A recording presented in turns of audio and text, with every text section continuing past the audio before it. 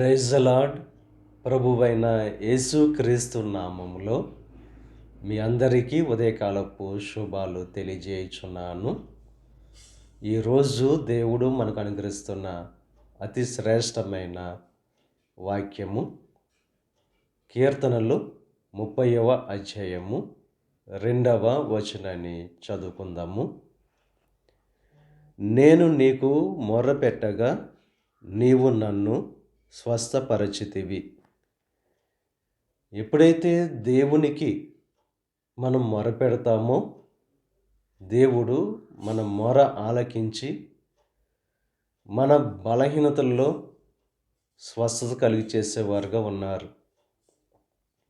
ఎవరైతే బలహీన పరిస్థితుల్లో ఉన్నారో, సమస్యలు ఉన్నారో, ఆ సమస్యల్లో, ఆ బలహీనమైన పరిస్థితుల్లో విశ్వాసంతో, నమ్మకముతో ఎప్పుడైతే దేవునికి మొరపెడతామో మన దేవుడు స్వస్థపరిచే దేవుడుగా ఆయన ఉన్నాడు. స్వస్థపరచు యెహోవాను నేనే ఆయన అంటున్నారు. ఉదయకాల సమయంలో ఎటువంటి బాధలు ఉన్నా, ఎటువంటి శ్రమలు ఉన్నా, ఆ శ్రమల్లో దేవునికి మొరపెట్టే వారంగా మనం ఉండాలి.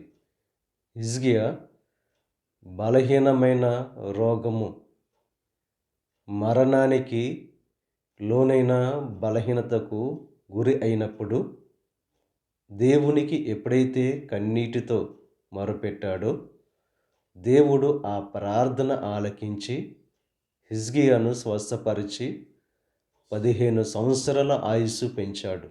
మన జీవితంలో కూడా ఎటువంటి విపత్కర పరిస్థితులకు లోనైనా, ఎటువంటి కష్టాలకు లోనైనా, ఆ కష్టాల్లో, ఆ శ్రమల్లో, ఆ బాధల్లో విశ్వాసముతో దేవునికి మొరపెట్టేవారముగా మనం ఉండాలి.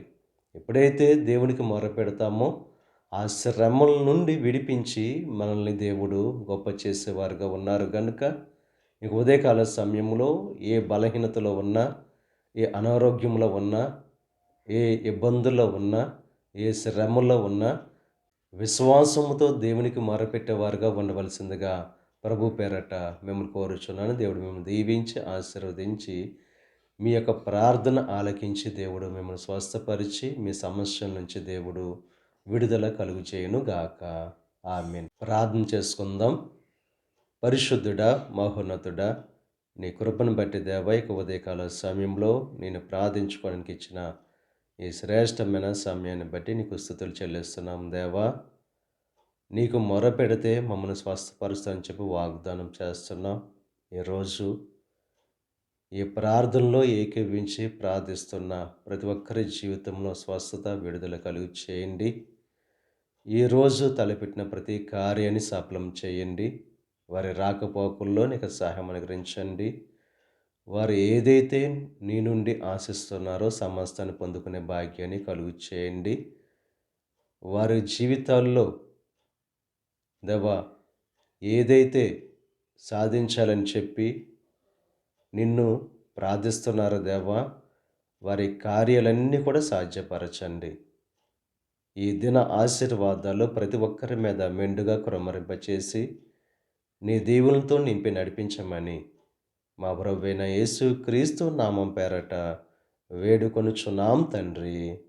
ఆమేన్. తండ్రి, కుమార, పరిశుద్ధాత్మ త్రియేక దేవుని యొక్క కృప సదాకాలం మనకు తోడై ఉండి దేవుని యొక్క దీవెనలు, ఆశీర్వాదాలతో నింపి నడిపించును గాక. ఆమేన్.